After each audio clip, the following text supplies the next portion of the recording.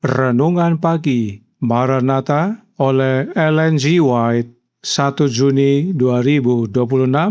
Mari kita berdoa. Bapa kami yang di sorga, Allah pencipta langit dan bumi, laut dan segala isinya, Allah yang maha besar, maha kuasa, sumber segalanya, yang kami sembah selalu melalui anak-Mu yang tunggal, Yesus Kristus. Terpujilah Yesus, anak Allah yang maha tinggi, yang adalah firman yang hidup bagi kami.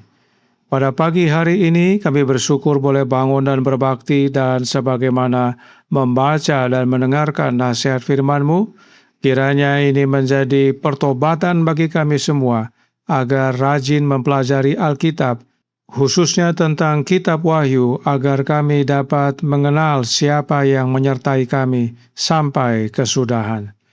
Beserta kami sepanjang perbaktian ini, kehendak-Mu yang jadi. Ampun kami akan dosa dan salah, karena kami berdoa hanya dalam nama Anak Allah yang tunggal, Yesus Kristus, yang adalah Tuhan dan Juru Selamat kami. Amin. Renungan hari ini akan dibacakan oleh Saudari Neti Marbun. Kepada Saudari Neti, kami persilahkan. Terima kasih, selamat pagi semuanya. Renungan pagi kita hari ini 1 Juni 2026 berjudul Peristiwa yang akan datang jelas dinyatakan. Ayat inti diambil dari Amos 3 ayat 7. Sungguh Tuhan Allah tidak berbuat sesuatu tanpa menyatakan keputusannya kepada hamba-hambanya para nabi. Amos 3 ayat 7. Peristiwa yang berhubungan dengan penutupan masa kasihan dan persiapan menghadapi masa kesusahan telah dinyatakan dengan jelas. Namun, banyak orang tidak memahami kebenaran penting ini, seolah-olah tidak pernah diungkapkan. Iblis berusaha mencabut setiap kesan yang dapat menuntun kepada keselamatan, sehingga pada masa kesusahan mereka didapati tidak siap. Semakin kita mendekati akhir sejarah dunia, nubuatan tentang hari-hari terakhir menuntut perhatian khusus. Kitab terakhir pada Alkitab Perjanjian Baru penuh dengan kebenaran yang harus kita pahami. Pesan-pesan hikmat yang diberikan secara berurutan dalam kitab Wahyu seharusnya menempati tempat utama dalam pikiran umat Allah. Waktu yang berharga cepat berlalu, dan ada bahaya bahwa banyak orang akan kehilangan kesempatan untuk memberitakan pesan yang Allah kirimkan kepada dunia yang jatuh. Iblis senang bila pikiran dialihkan dari kebenaran yang berkaitan dengan realitas kekal. Kesaksian Kristus yang sangat serius harus disampaikan kepada dunia. Sepanjang kitab Wahyu, terdapat janji-janji yang mengangkat dan berharga, dan terdapat juga peringatan yang sangat menggentarkan.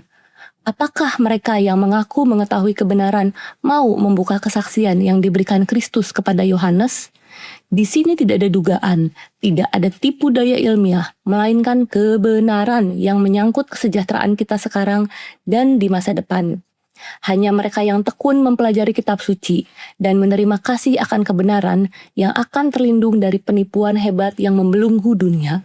Melalui kesaksian Alkitab, mereka akan mengenali si penipu dalam penyamarannya. Waktu ujian akan datang bagi semua orang.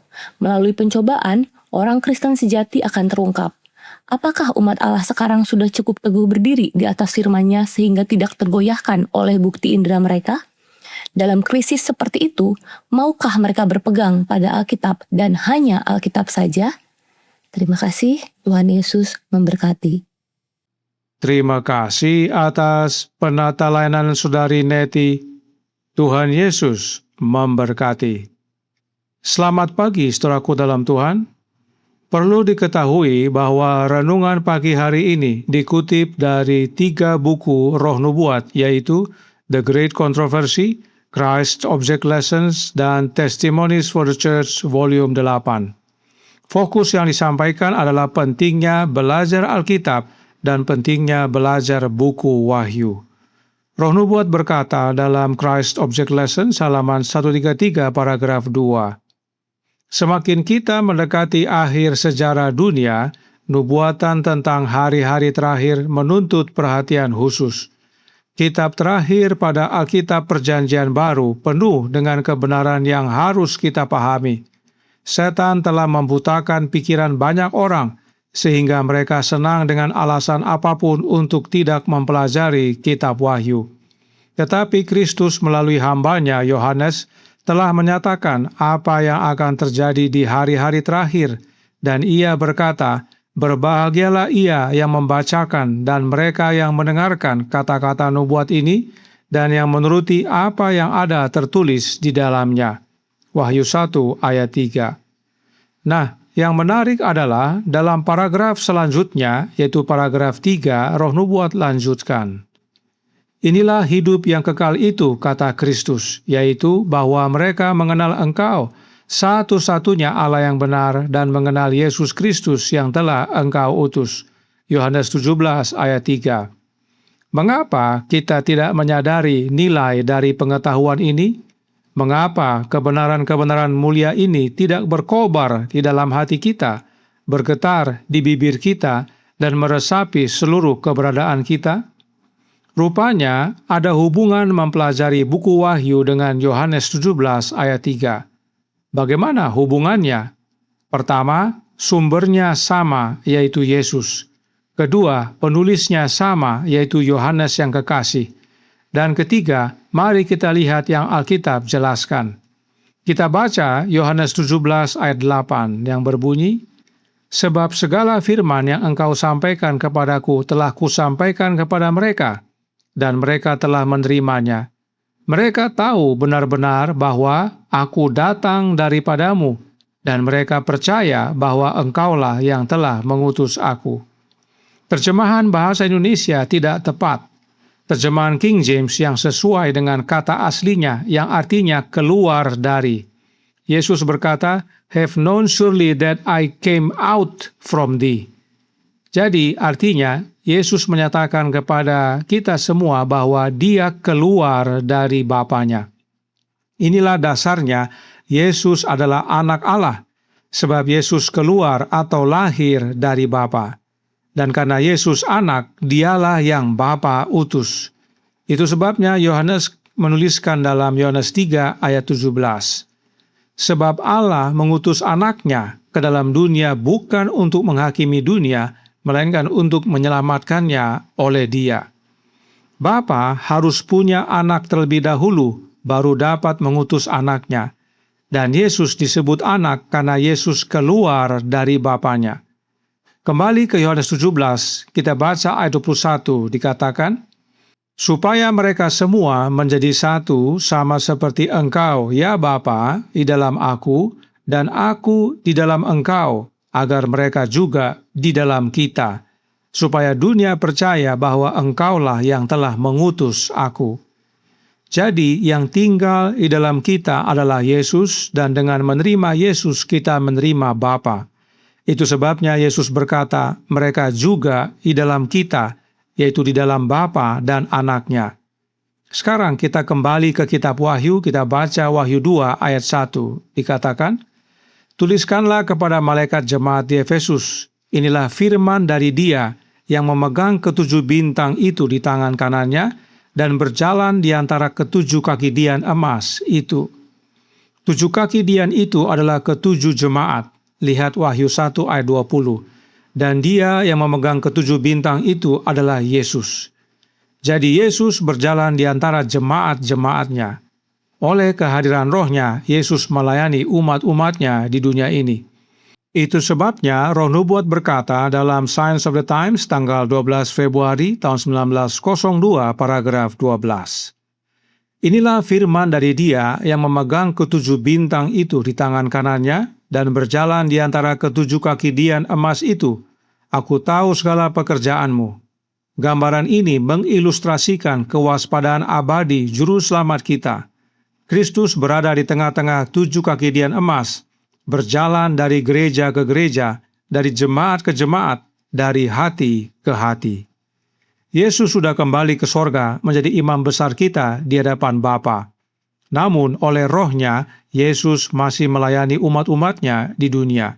Sebab Yesus telah berjanji bahwa Dia akan menyertai kita senantiasa sampai kepada akhir zaman. Inilah hubungan Yohanes 17 ayat 3 dan kitab Wahyu. Bahwa yang hadir bersama kita adalah Yesus, Dan bila kita menerima Yesus, maka kita menerima Bapa. Mengenal Yesus, mengenal Bapa, sebab Yesus lahir dari Bapa.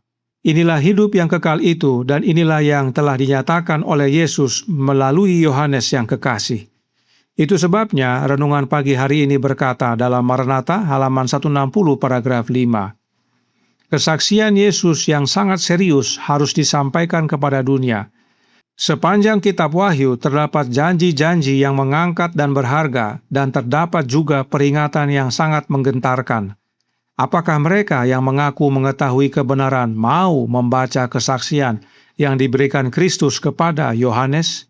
Di sini tidak ada dugaan, tidak ada tipu daya ilmiah, melainkan kebenaran yang menyangkut kesejahteraan kita sekarang dan di masa depan.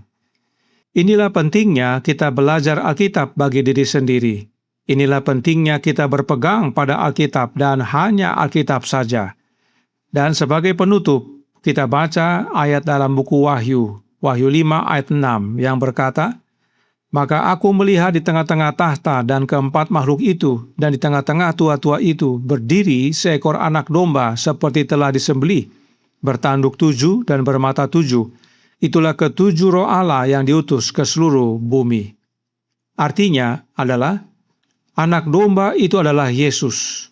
Tanduk artinya kuasa, dan 7 artinya sempurna.